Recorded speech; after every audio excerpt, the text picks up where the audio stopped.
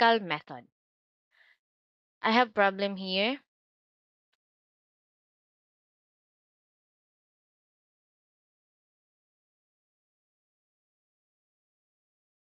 A company makes two products, product A and product B. Each unit of product A gives a profit of 30 pesos. Each unit of product B gives a profit of 20 pesos. Each unit of product A needs 2 hours of labor and 3 kilograms of materials. Each unit of product B needs 1 hour of labor and 2 kilograms of materials.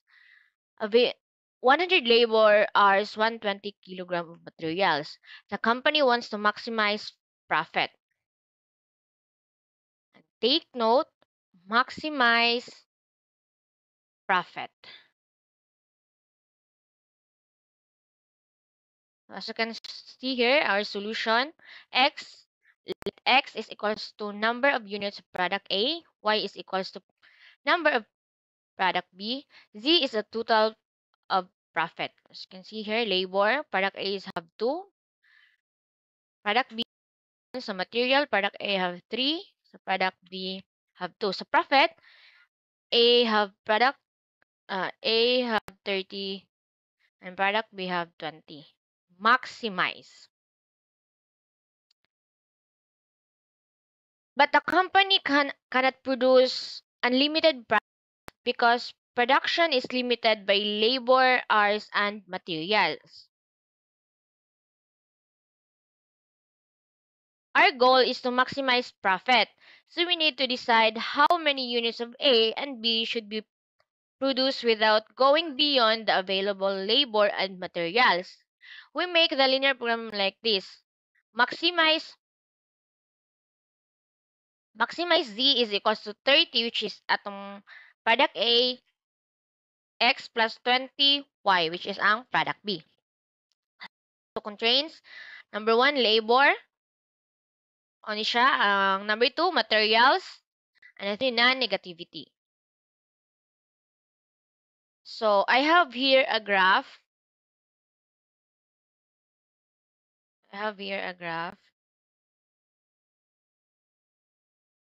Here. Now, let us look at the graph. The first line is 2x plus y is equals to 100. This is the labor limit. If we plot it, we can see that when x is equals to 0, y is equals to 100. And when y is equals to 0, x is equals to 50. That's why the line crosses the points. As you can see here, y is equals to 100 and x is equals to 50. Here. This second line is 3x plus 2y is equals to 120. This is the material limit if x is equals to 0 and y is equals to 60. Y is equals to 60 and x equals to 40. That's why it crosses those points. When we draw these two lines, the shaded part, which is skinny, where the two conditions overlap, is called the feasible region. This is what I meant. That a company can produce without. The region shows all possible combination of A and B being a product that the company can produce without breaking the rules of labor and materials. Then we check the corner points of the region because that is where the maximum profit happens. Kani siya. So, as you can see, ani niya, di ba?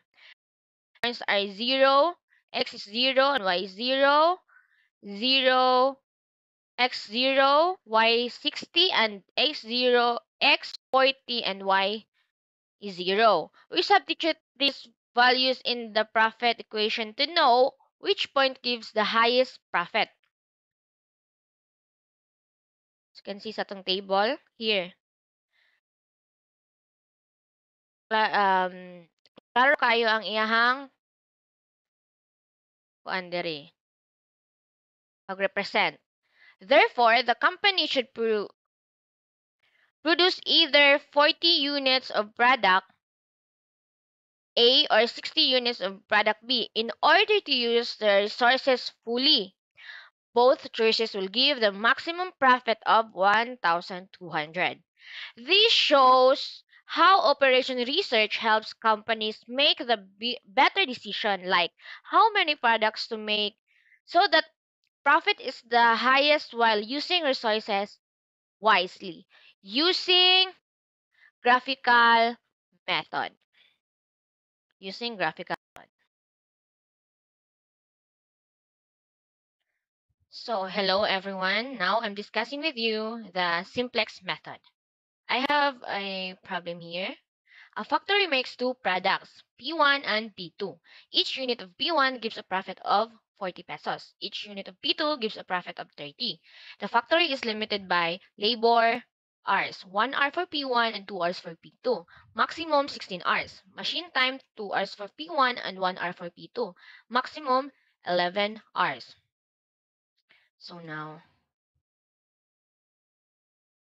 we want to maximize profit. There are two products, product A X sub 1 and product B X sub 2. So, atong i-highlight para masabtan. The profit function is Z is equals to 30x sub 1 plus 20x sub 2. This means every unit of product A gives 30 pesos profit and every unit of product B gives 20 pesos profit. But we cannot produce unlimited products because of the constraints. Here. 2x sub 1 plus x sub 2 less than or equal 100. This means the labor needed for both products together cannot be more than 100 hours. 2 materials. 3x sub 1 plus 2x sub 2 less than or equal 120. This means the material used by both products cannot exceed 120 units. And of course, x sub 1, actually x sub 1 and x sub 2 is greater or equal to 0 ni siya, x sub 1, x sub 2. So step 1, converting into equations. 2x sub 1 plus x sub 2 plus s sub 1 is equals to 100. 3x sub 1 plus 2x sub 2 plus s sub 2 is equal to 120. S sub 1 represent the unused labor hours. S sub 2 represent the unused materials. The profit becomes Z is equals to 30x sub 1 plus 20x sub 2 plus 0 S sub 1 plus 0 S sub 2.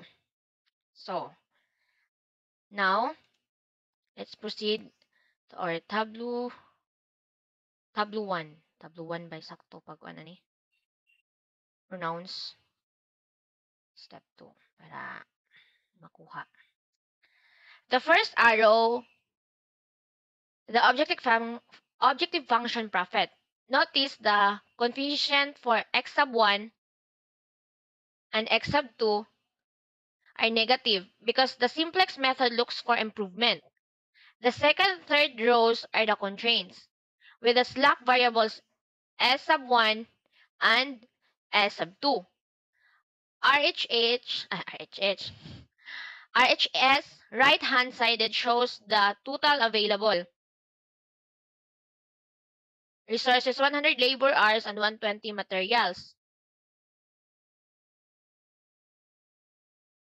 So now, discussion of the problem simplex method.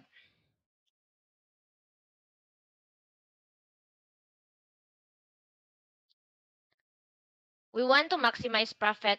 Z is equals to 3x sub 1 plus 2x sub 2, subject to 2x sub 1 plus 2x sub 2 less than or equal to 100, 3x sub 1 plus 2x sub 2 less than or equal to 120, x sub 1, x sub 2 is greater or equal to 0. Saan na siya na-double? So, we added the slack variables s sub 1 and s sub 2 to turn inequalities into equation. Step 1, the tableau. Tableau na yung pag ano-ani. At first, the tableau looks like this. Basic variables, f sub 1 and x, s sub 2. Then basic x sub 1, x sub 2. And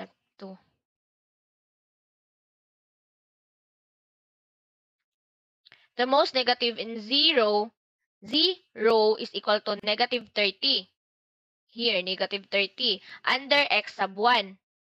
So, x sub 1 is integers. Kani siya ba? Z negative 30 ug ang row sa x sub 1. The ratio test for living variables. 100 over 2 is equal to 50 for f sub 1. For f sub 1, this is. And 120 over 3 is equal to 40 for f sub 2.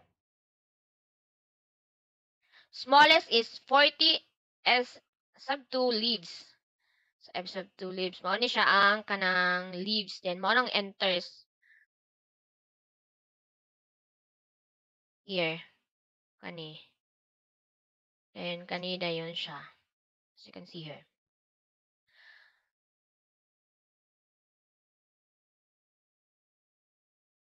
So, pivot operation, we make pivot 1 and adjust the rows after doing the row operation.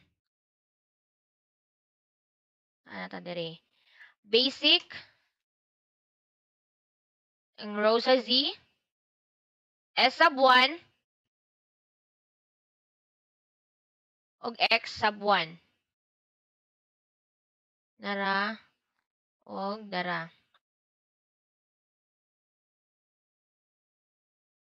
Step 4.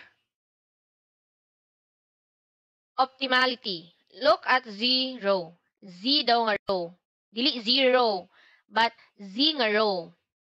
May yung ginamin. Matong ginamin diri. Z nga row, dili zero. Coefficient under x sub 1 ug x sub 2. 0 approaches to 0, no negatives. This is means the solution optimal. No negative.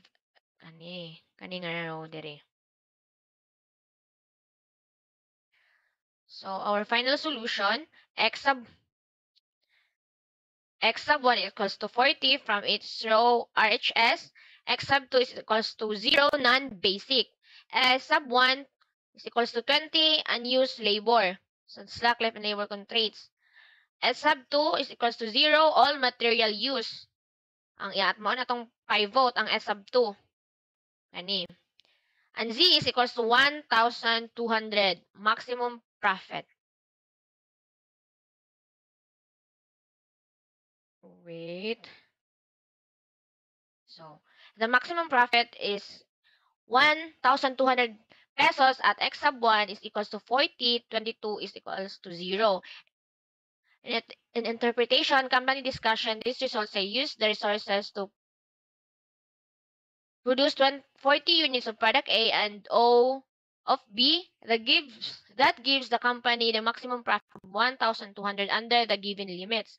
There is also another equivalent extreme solution in the LP graphical solution. X sub 1 is equals to 0, x sub 2 is equals to 60. And to the simplest result, found the optimal corner. So,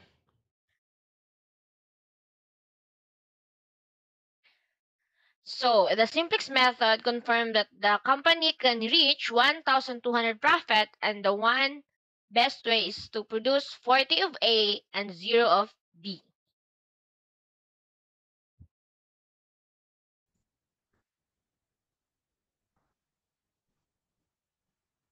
So, good day everyone. I will be now discussing the topic minimization problem. It is a dual max problem, so we are going to solve a problem to be solved using this method. So, to begin, we have here a problem. A juice manufacturer must meet daily requirements of at least 60 grams of vitamin C and 80 grams of sugar to maintain a product taste. They can mix two types of concentrate. First is ang concentrate A, which provides 10 grams of vitamin C and 20 grams of sugar per liter, and it costs 8 pesos per liter. For concentrate B, it provides 30 grams of vitamin C and 10 grams of sugar per liter, and it costs 6 pesos for each liter. So we are being asked if how many liters of each concentrate should be used to minimize total cost while meeting the requirements. So next is, so here is our mathematical model from our problem. So we let x sub 1 be the letters of concentrate A and x sub 2 be the letters of concentrate B. So next is ang atong objective function. So we are being asked man kung pila ang minimum na cost. So our objective function is minimize z equals to x 8 x sub 1 plus 6x sub 2 subject to these following constraints. So for vitamin C, sugar, and our non-negativity constraints. So next. So this is our standard next step. So we are going to augment our standard form. So first is ang atong constraints na mga matrix. Kaning duha, then ang ato ang objective function. So next is ato siyang i-transpose. So from this to this. So mauni din ni siya ang ato ang matrix karon. So next, ano din ni ang ato ang new nga ay mo na din ang ato ang dual maximization problem. So from minimization, mahimo na din siyang maximization problem. So mas dali na lang din siya i-solve. So mao na din ang ato ang new nga objective function karon. So mahimo na siyang max p 6y sub 1 plus 80y sub 2. So kani diri siya, diri to gikan ang ato ang objective function, then aning diri sa babaw mao na din siya ang ato ang mga constraints. So ani siya oh. So applying the simplex method, we get 6 max p 60y sub 1 plus 80y sub 2. Then mag-introduce dayon ta og slack variable since it is less than or equal man ang ato ang sign diri. So mao na dayon ni siya. Mao na ni ang ato ang objective function, objective ay mga constraints. So with the non-negativity constraints. So here is our initial tableau from our kaning constraints and objective function. So mao ni ang atong initial tableau, atong mga basic y1 then so mao ni atong p negative 60, negative 80, then ang atong s1 is 0, 0, 0.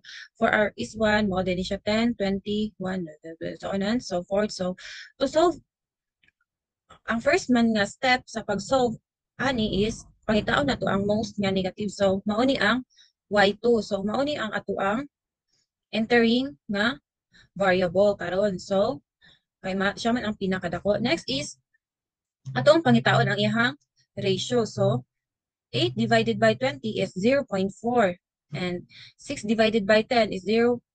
So next na po dayon is ang living nga variable. So mas gamay man si S1, so siya ang living variable. So next. So next is isolve na dayon nato ang iyahang. So mao man ni si S1 di ba ang living variable. So palihan nato siya kang S2. So first diri ta magsugod. Unsa kay to diri? 20 divided by 20 is 1. So kani siya nga row is ato siyang i-divide sa 20. So mao din ni siya ang atong mga answers dayon. Next is ang ato ang new nga p row. So ang formula for getting the new p row is current row katong sa pikas nga tableau, then minus 80 kay mao man to ang diri kani siya diri minus 80, then i-times din sa ato ang new y2 nga row kani siya nga row. So mao man ni siya di ba atong mga values dito minus 80 times atong new din nato nga y2 nga row, then solving we obtain this values na dayon. So mao ni din ang ato ang new p row. So following the same pattern, mao na Japon mao dayon ni ang ato ang S2. So current row minus 10 dito ang iyang pivoting element, then times sa new y2 nga row, then mao na din siya ang next nato nga values. So next is ang pangitaon na po nato ang ato ang new entering variable. So most negative. So, ang most negative man is si 20. So, siya ang entering variable. Then, next is kung saan na to ang ratio. So, 0.4 divided by 0.5 is 0.8. Then, for our S2 ni siya, dili ni siya y1. So, S2. So, S2, 2 divided by 25 is 0.8. So, mas gamay man, mas lesser man si S2. So, siya ang living variable. So, mao man ni ang ato ang kani si is to karon mahimo na din ni siya og si y1. So, kani siya nga mga element diri is ato ani siyang i-divide og 25. So, by dividing 25, we obtain these values na dayon kani siya. So, sa S2 mahimo na dayon siyang si y1. So, we get this values na dayon. The next is ang ato ang new P row. So, P row nato is current row katong sa pikas nga tablo, then minus 20 ang ato ang pivoting element times new y1 nato nga row kani siya nga mga elements. So, mo din ni siya ang mga values, then mao na dayon ni ang ato ang new P row. So, kani siya. So, following the same process for y2, we obtain these values na dayon kani siya na diri. Next is ang optimal solution. So, aron ang ato ang P row is non-negative naman siya. So, kani siya diri, wala na siya negative. So, it is already optimal na. So, our solution is for our y1 it is 0.08, and for our y2 it is 3.6. So, sorry ha, mali ni siya. 3.6 ni siya. Then, our optimal solution is 33.6. So to conclude,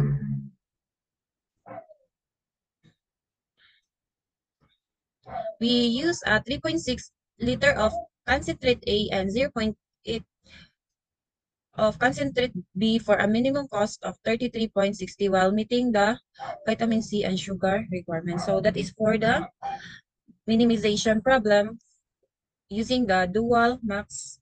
Oh, so mao dayon na siya. So next is ang Big M method. Next is ang Big M method nga i-discuss na to. So we have here a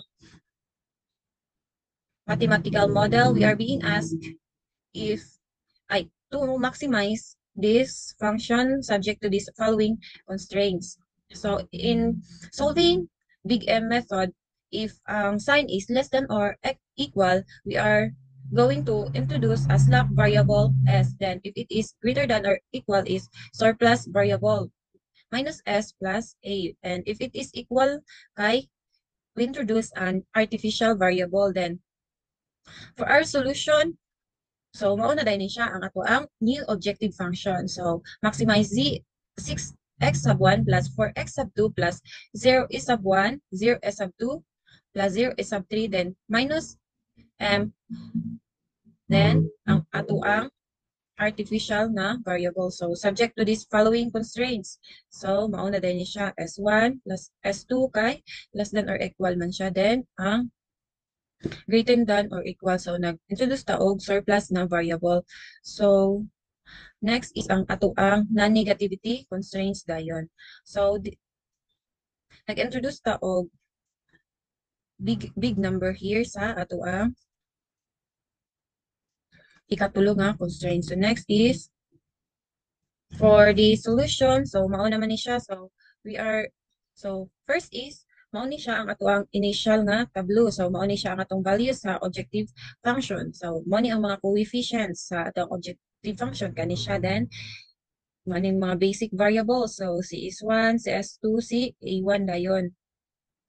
So, kani siya, kato ni siya diri. Kani. Then, mao din ni siya atong mga constraints. Kani 2, 3, 1, 0, 0, so on and so forth. So, for our ZG nga row is, kani siya is na-obtain nato ni siya by getting the sum of the product of CB times x sub 1 di ba 0. Kani siya 0 po dayon. Then, negative m times 1, so negative m. So, i-add na to siya tanan. So, we obtain a value of negative m. So sa diri na po dayon, the same process, negative m, diri 0 is 0, kay 0 man na siya. Then, diri is positive m, diri kay negative m. So, Cj minus Zj. So, 6 minus 6m is mahimo naman siyang plus, di ba? Kay duha naman siya kabok negative. So, same ra Japon diri. So, diri. Next is, kuha na to ang ratio para makita na to kung asa. Ay, so, so, remember, for maximization, dapat kani siya diri, kani nga row is, may mo siyang greater than, ay, bali, greater than or equal to 0 na siya. Bali lang. Next is, ang ato ang entering variable is ang naay most positive. So, kani siya 6 plus m. So, this is our entering variable c, x of 1. So, next, getting the ratios from our kani siya to kani is, ang pinakagamay, di ba, mao din to siya ato ang living variable. So, ato ang living variable is si a1. So, with a value of 3. So, next. So, mao man ni siya ang ato ang first na tableau. Then, mao na din ni siya ang ato ang first iteration na tableau. So, A1 is divided, kani siya na row diri is divide nato ni siya tanan og 3. So, di ba? Ay, 1 di ay. I-divide nato siya tanan og 1. 1 divided by 1 is 1. 1, then, mao ni siya. The next is, ang ato ang S1 na row. So, di ba? Current na S1 na row minus 2 times sa ato ang new nga A1 nga row nga values kani siya. So, we obtain these values na dayon. So, same lang Japon sa S2. Then, ang ato ang ZJ is, mao ni siya Japon. 0 times 0, add na to siya sa 0 times 0, i-add na po din siya sa 6 times 1. So, 6 then, the same process. So, mao na din ni siya ang values. So our solution for this table is 18. Then, ZJ minus our net evaluation row is 0 na siya kay 6 minus 6, di ba? Ay, lagi. 6 minus 6 is 0. Then 4 minus 6 is negative 2. So on and so forth. So next. So, mao man ni ang ato ang first na tableau, di ba? Kanin siya dito. Then with a value of 18 ang iyahang solution na dayon. So, mag-iterate na po dayon ta. So, ang ato ang entering variable na with the highest value is si S3. So, S3 then, getting the ratios katong pinakagamay kay C5. Wala nilabot si kuan kay negative naman ni siya. So, ang ato ang living variable kay si S2. So, si S2, mahimo na siyang si S3. So, mao na ni siya. Then, so, di ba? 3 divided by 3. Kani siya nga row is, i-divide nato ni siya tanan og 3. So, kani siya, mao din ni siya ang ato ang mga values. So, next, for our S1 na row, the same process, current row minus pivoting element times sa new nga S3 nga row nga values. Then, the same process put sa x sub 1. Then, sa ZJ is, maura Japon, 0 times 0, inanay, mao na din atong answer 6. So, with a solution of 48. So, then for our net evaluation row, 6 minus 6 is 0, 4 minus 4 is 0. So, mauna na siya. Ang ato ang final na tableau. So, since 0 naman ni siya tanan, so, wala, dili na ta mag-iterate og utro. So, mauna ni siya. So, ZG minus ZG is must be less than or equal to 0 naman siya. So, 0 naman ni siya for maximization. So, mauna ni siya ang ato ang answer. So, ang values ato ang x sub 1 is 8. Then, for our x sub 2 is 0. Okay, 0 man siya diha. Then, for maximization nato nga z is, mauna ni siya ang ato ang objective function. Then, i-substitute din nato atong mga values nga nakuha. So, 48 siya. So, sakto ni ang ato ang gibuhat nga table. So, unta, nawin na sabtan. That's all. Thank you. Thank you. Thank you and bye-bye.